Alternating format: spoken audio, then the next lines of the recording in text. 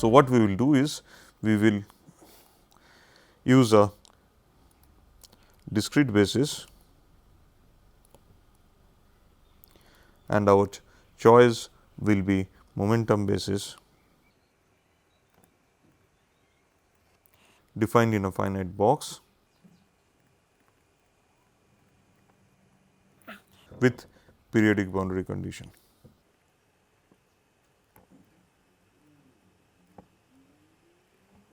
That is PBC. And so, what are the functional forms of this type of basis? So, you can write phi k as a function of x. These are nothing but my plane waves. So, it is e to the power I k dot x, and where V is the volume of the. So, this V is my volume of the box, and this comes from the normalization constant. So, for example, if I want a normalized value of this phi k here. So, what I would do is I would take phi square k x phi x equals to 1 into integration of d d, and so if I do that, then I will find that my this v the square root v c v is the square root v that which we get 1 by square root v which we get before this e to the power I k x. This is just nothing but the normalization constant. Now, in this basis, let us see how our coefficients look like, the expansion coefficients C k. So, what are my C k's? So, if you remember, my C k's are given by this function, right. So, what does that mean? That means is that I need to compute the projection of my wave function on this basis vector k. Now, if you remember, my k's are now. So, let me just write down my phi k x is nothing but 1 by root over v e to the power I k dot x. Okay. So, how I will compute this? So, this will be, so the k will come as the complex conjugate here. So, it will be phi star k x, and then we have psi x. Okay. So, now if I plug in the value of this phi star k x here. So, what I will get is the integral over the volume d dimensional volume 1 by root v e to the power. Now, this is we have to take the complex conjugate of this particular function. So, that will be e to the power minus I k dot x psi x. Okay. So, this is written as in this form, integration dx d e to the power minus I k dot x psi x. So, this is the value of my coefficient. Okay. Now, since these are discrete bases, now the question is what are the allowed values of k's here.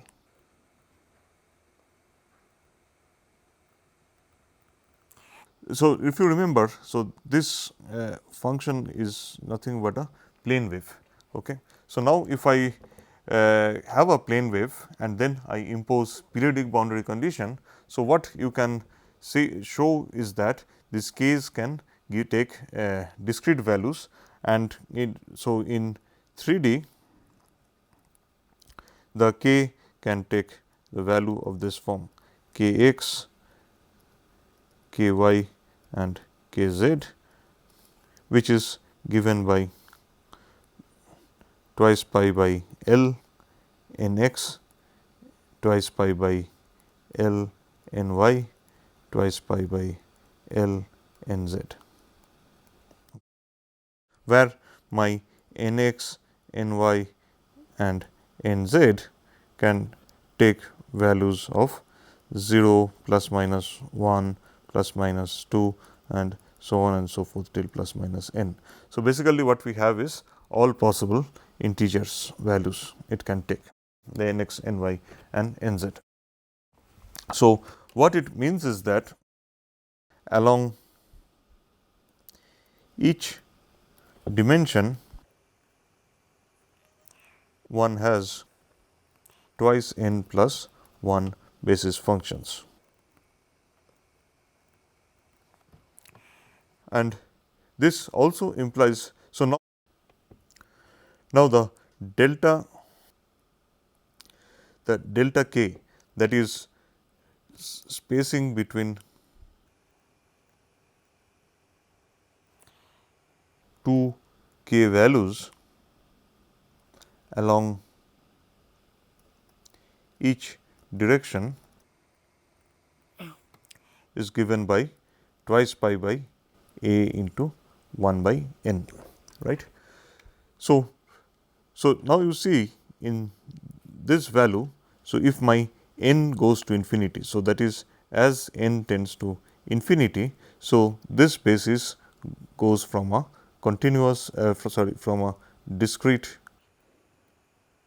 to continuous one. And as you might have recalled, so far what we were using is plane waves. So, e to the power I k dot r, this is just the functional form of a plane wave. So, this basis is also called a plane wave basis.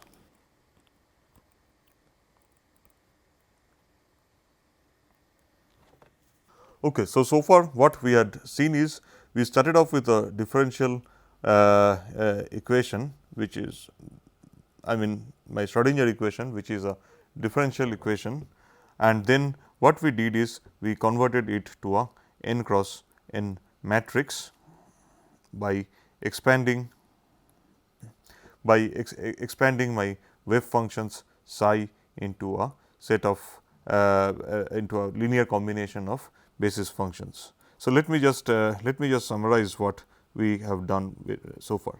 So, what we had done is we started off with this wave function, and then what we did is we expanded my psi as a linear combination of basis functions, where my basis is denoted by this one. So, this is my basis, and then by taking the projection. So, what we wanted to find was, now my unknowns are this C n, which are the coefficients. So, if I know the coefficients C n, I can construct my wave function, and to find the coefficients, what we did is we projected this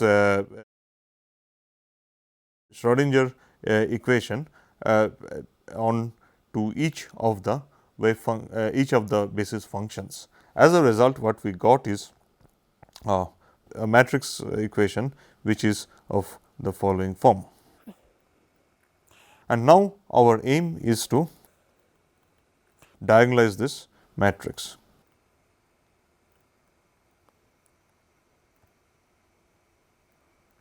Now, note that the dimension of H, this is determined by the size of the basis, or in other words, what it means is how many basis functions I have used.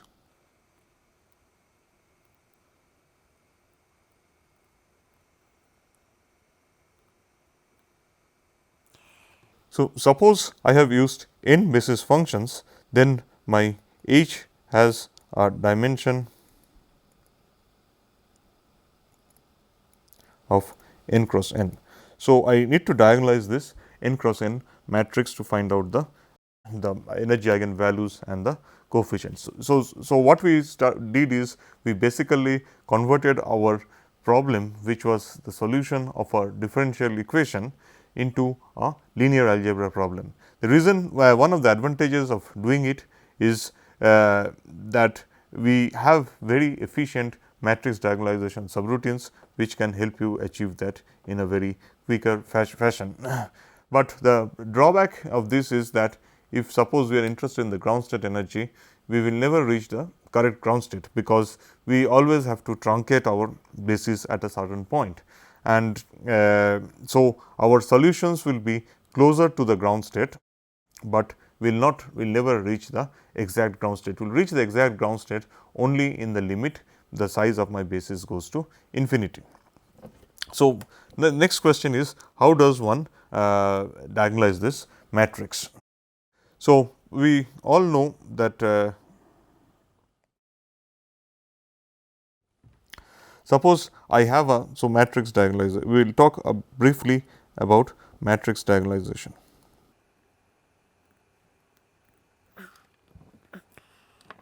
So, if I have a I have a n cross n matrix which I am calling as matrix A. Okay. So, to diagonalize this, what we can do is we can write down the secular equation which is of the form and solve the secular equation. So, that is A minus lambda I equals to 0, where my I is the unit matrix and the lambdas are my eigenvalues. So, if I denote my eigenvectors as V n, so what I get is so basically A V n equals to lambda n V n. So, this I am calling as equation A. Now, usually the dimensions of this matrix A, where in our problems, so this matrix has the dimensions of a few million by million of that order. I mean, what I mean to say is a very huge matrix, and also the matrix elements are quite complicated. If you remember, the matrix elements are integral of the product of your Hamiltonian with your basis functions. So, each of this matrix element of this matrix A here is to evaluate that you need to calculate the integral. So, hence it is a very complex matrix to diagonalize. So, typically what is done is people do not diagonalize the complete matrix. So, rather than what one does is the diagonalization is done in a iterative fashion. So, what I mean by that is the following. So, what we are going to do is in diagonalize the diagonalize A in a iterative fashion. So, how this is done is, what you do is, instead of diagonalizing the full matrix, so you try to find out a unitary transformation. So, where D is a unitary transformation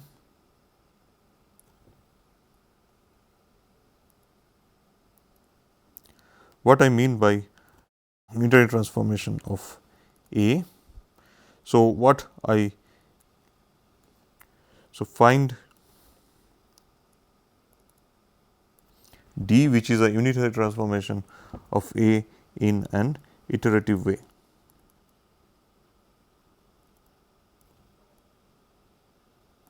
So, what it means is that so if I write it in this fashion, D A D gives me E, which is a diagonal matrix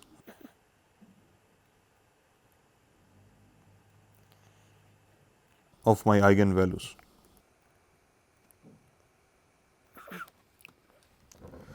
So, the matrix has the following property, that is, the inverse of this matrix is also happens to be the transpose of the complex conjugate of the D matrix. Okay. Then what one can do is, one can show that columns of D is basically the eigenvectors of A. So, columns of D contains the eigenvectors of A. So, now what we are going to do is, we are going to show that in a minute's time. So, this equation I am calling as equation B. Okay. So, let me start with the equation B. So, what I have is, so my equation B I have, so let me start with this equation. So, I have D inverse A D, this gives me E. So, E is also a unitary matrix. Now, if I multiply with D from left, so what I will be getting is A D equals to D E. So, this I am calling as my equation C. Now, remember this E is my E is a diagonal matrix. So, my E you should remember is diagonal, because this is my eigenvalue matrix. So, what it implies is that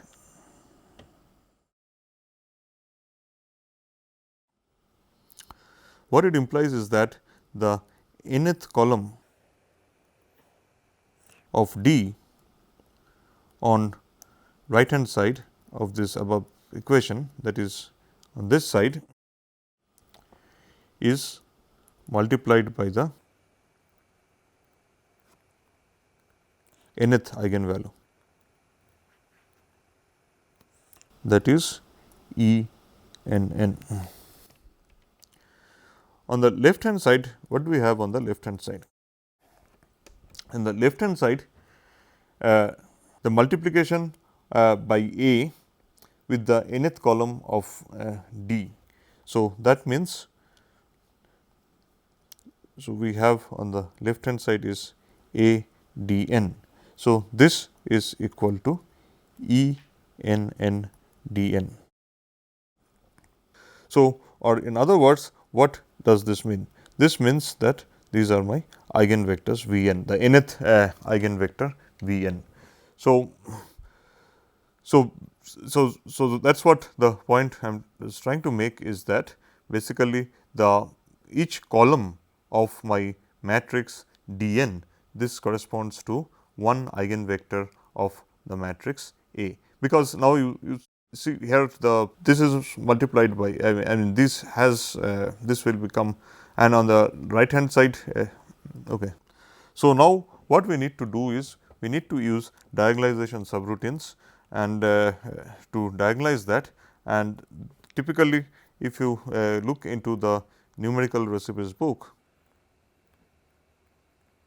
there are lot of subroutines.